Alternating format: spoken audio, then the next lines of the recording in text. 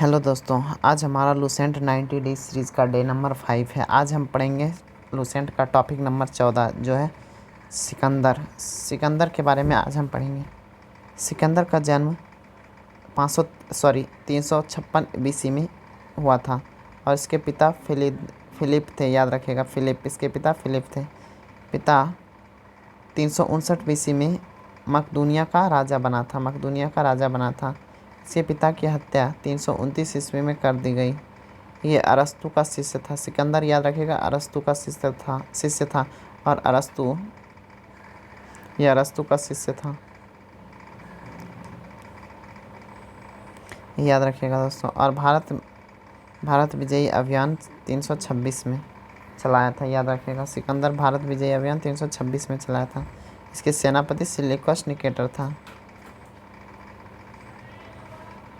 ये पंजाब के शासक पोरस से युद्ध किया। इसे हाइडे स्पीच का युद्ध भी कहा जाता है। याद रखिएगा, हाइडे स्पीच का युद्ध हुआ था पंजाब के राजा पोरस के साथ। याद रखिएगा, ये पूछा हुआ क्वेश्चन है। और ये झेलम नदी के किनारे हुआ था, इसलिए इसे झेलम का युद्ध भी कहते हैं। सिकंदर की सेना ब्यास नदी से लौट गई थी। याद रखिएगा, जिसे बिपाशा नदी पहले कहा जाता था। ब्यास नदी को पार नहीं कर पाई थी और इसकी सेना डर गई थी, इसलिए वह बिपाशा नदी या ब्यास नदी से वापस लौट गई।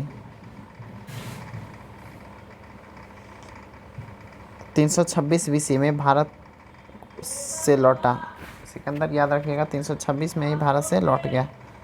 और इस समय मगध का राजा घनानंद था। याद रखिएगा दोस्तों, मगध का राजा कौन था? घनानंद। मृत्यु इसकी हो गई थी 323 ईस्वी में। सिकंदर की मृत्यु 323 बीसी में हो गई थी, बीसी में 33 वर्ष की आयु में बेबीलोन में हो गई थी। याद रखिएगा, कहाँ हुआ था? बेबीलोन में। जल सेनापति इसकी थी निर्याकस इसके जल सेनापति था। प्रिय घोड़ा था बेउकेला। इसके प्रिय घोड़ा थी बकुफला थी। इसी के नाम पर झेलम नदी के तट पर बहुफेला नाम का नगर बसाया गया था। हमारा सिकंदर का पूरा आगमन समाप्त हो गया। अब हम पढ़ेंगे अगली वीडियो में मौर्य वंश। तो हमारे साथ बने रहिए। अगर वीडियो अच्छी लगी तो चैनल को सब्सक्राइब कर लीजिए और वीडियो को लाइक कर दीजिए। मिलते हैं अगली वीडियो में। हम पढ़ेंगे मौर्य साम्राज्य।